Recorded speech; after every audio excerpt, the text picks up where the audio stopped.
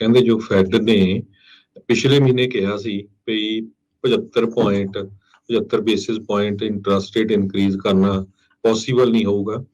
ਲੱਗਦਾ ਨਹੀਂ ਆ, ਪਰ ਅੱਜ ਫੈਡਰਲ ਰਿਜ਼ਰਵ ਬੋਰਡ ਦੇ ਚੇਅਰਮੈਨ ਜਰੋਮੀ ਪਾਵਲ ਨੇ ਇਹ ਕਹਿਤਾ ਵੀ ਸੈਂਟਰਲ ਬੈਂਕ ਹੁਣ ਕੰਸੀਡਰ ਕਰ ਰਹੀ ਆ 3/4 ਆਫ ਏ ਪਰਸੈਂਟ ਪੁਆਇੰਟ ਮਤਲਬ 0.75 ਉਹ ਇੰਟਰਸਟ ਰੇਟ ਇਨਕਰੀਜ਼ ਕਰ ਸਕਦੇ ਆ। ਇਹ ਉਸ ਟਾਈਮ ਉਹਨਾਂ ਨੇ ਅਨਾਉਂਸ ਕੀਤਾ ਜਦੋਂ ਕੰਜ਼ਿਊਮਰ ਪ੍ਰਾਈਸ ਇੰਡੈਕਸ ਰਿਪੋਰਟ ਆਈ ਆ, ਜਿਹਦੇ ਵਿੱਚ ਇਨਫਲੇਸ਼ਨ ਹੋਰ ਜ਼ਿਆਦਾ ਵੱਧ ਗਿਆ ਪਿਛਲੇ ਮਹੀਨੇ ਦੇ ਮੁਕਾਬਲੇ। ਜੇ ਇਸ ਤਰ੍ਹਾਂ ਇਨਕਰੀਜ਼ ਹੁੰਦਾ ਆ, ਕਹਿੰਦੇ ਪਈ ਇਹ ਨਵੰਬਰ 1994 ਤੋਂ ਬਾਅਦ ਇੰਨਾ ਜ਼ਿਆਦਾ ਇਨਕਰੀਜ਼ ਹੋਊਗਾ। ਐਲਨ ਗ੍ਰੀਨਸਪੈਨ ਉਸ ਟਾਈਮ ਤੇ ਫੈਡਰਲ ਰਿਜ਼ਰਵ ਬੋਰਡ ਦੇ ਚੇਅਰਮੈਨ ਸੀ ਨਵੰਬਰ 1994 ਦੇ ਵਿੱਚ, ਜਦੋਂ ਉਹਨਾਂ ਨੇ 75 ਬੇਸਿਸ ਪੁਆਇੰਟ ਇੰਟਰਸਟ ਰੇਟ ਨੂੰ ਇਨਕਰੀਜ਼ ਕੀਤਾ ਸੀਗਾ।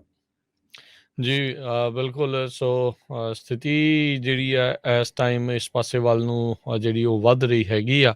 ਸੋ ਇਸ ਮਹੀਨੇ ਵੀ ਇਹਨਾਂ ਨੇ ਵਧਾਉਣਾ ਆ ਤੇ ਉਹ ਓਵਰਆਲ ਇਹਨਾਂ ਨੇ ਅਗਲੇ ਮਹੀਨੇ ਵੀ ਇੰਟਰਸਟ ਰੇਟ ਵਧਾਉਣਾ ਆ। ਸੋ ਜਦੋਂ ਵੀ ਇਹਨਾਂ ਨੇ ਜੁੜ ਕੇ ਬੈਠਣਾ ਤੇ ਲੱਗਦਾ ਹੈ ਵੀ ਰੇਟ ਹਾਈਕਸ ਇਹ ਹੁਣ ਆਮ ਜਿਹੀ ਗੱਲ ਜਿਹੜੀ ਹੋ ਜਾਊਗੀ।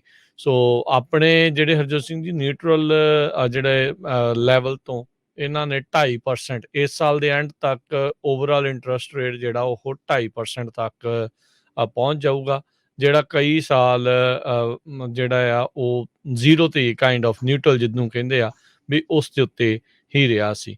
ਬਹੁਤ ਇਹ ਸੋਚ ਰਹੇ ਆ ਵੀ ਇਨਫਲੇਸ਼ਨ ਦੇ ਉੱਤੇ ਇਸ ਤਰੀਕੇ ਦੇ ਨਾਲ ਇੰਟਰਸਟ ਰੇਟ ਵਧਾਉਣ ਦੇ ਨਾਲ ਕਾਬੂ ਪਾਇਆ ਜਾ ਸਕੂਗਾ। ਬਹੁਤ ਸਾਰੇ ਜਿਹੜੇ ਮਾਹਰ ਆ ਉਹ ਕਹਿ ਰਹੇ ਆ ਵੀ ਇਹਨਾਂ ਨੇ ਇਹ ਜਿਹੜਾ ਰੇਟ ਹਾਈਕ ਆ ਉਹ ਬਹੁਤ ਦੇਰੀ ਦੇ ਨਾਲ ਕਰਨਾ ਜਿਹੜਾ ਉਹ ਸ਼ੁਰੂ ਕੀਤਾ ਹੈਗਾ ਆ। ਇਕਨੋਮਿਕ ਫੋਰਕਾਸਟ ਜਿਹੜੇ ਅਰਥ ਸ਼ਾਸਤਰੀ ਆ ਜੋ ਭਵਿੱਖਬਾਣੀਆਂ ਇਸ ਦੇ ਬਾਬਤ ਕਰ ਰਹੇ ਆ, ਉਹ ਕਹਿੰਦੇ ਵੀ ਇਹੀ ਆ ਵੀ ਫੈਡ ਜਿਹੜੀ ਗਰੋਥ ਆ ਇਹ ਸਾਰੀ ਚੀਜ਼ ਦੇ ਨਾਲ ਗਰੋਥ ਦੇ ਉੱਤੇ ਵੀ ਰੋਕ ਜਿਹੜੀ ਉਹ ਲੱਗੂਗੀ, ਉਸ ਦੇ ਵਿੱਚ ਵੀ ਕਹਿ ਲਓ ਵੀ ਗਤੀ ਆ ਉਹ ਘਟੇਗੀ ਤੇ ਰਿਸੈਸ਼ਨ ਦਾ ਰਿਸਕ ਹੋਰ ਵੀ ਜ਼ਿਆਦਾ ਕਹਿੰਦੇ ਆ ਵੀ ਉਹ ਵੱਧ ਜਾਂਦਾ ਹੈਗਾ ਆ। ਸੋ ਪਰ ਇਨਫਲੇਸ਼ਨ ਦੇ ਉੱਤੇ ਕਾਬੂ ਪਾਉਣ ਦੇ ਲਈ ਇੱਕ ਚੀਜ਼ ਤੋਂ ਬਚਣ ਦੇ ਲਈ ਦੂਜੀ ਚੀਜ਼ ਜਿਹੜੀ ਆ ਉਹ ਸਿਰ ਤੇ ਸਹੇੜਨੀ ਇੱਕ ਹਿਸਾਬ ਦੇ ਨਾਲ ਪੈ ਸਕਦੀ ਹੈਗੀ ਆ। ਕਹਿੰਦੇ ਜੋ ਫੈਡ ਨੇ ਪਿਛਲੇ ਮਹੀਨੇ ਕਿਹਾ ਸੀ ਵੀ 75 basis point interest rate increase ਕਰਨਾ ਪੋਸੀਬਲ ਨਹੀਂ ਹੋਊਗਾ।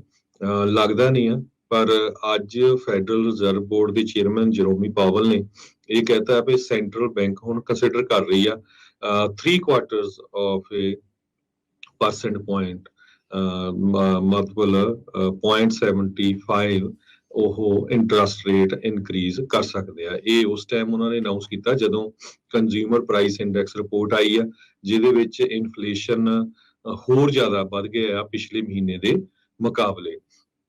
ਜੇ ਇਸ ਤਰ੍ਹਾਂ ਇਨਕਰੀਜ਼ ਹੁੰਦਾ ਆ, ਕਹਿੰਦੇ ਪਈ ਇਹ ਨਵੰਬਰ 1994 ਤੋਂ ਬਾਅਦ ਇੰਨਾ ਜ਼ਿਆਦਾ ਇਨਕਰੀਜ਼ ਹੋਊਗਾ।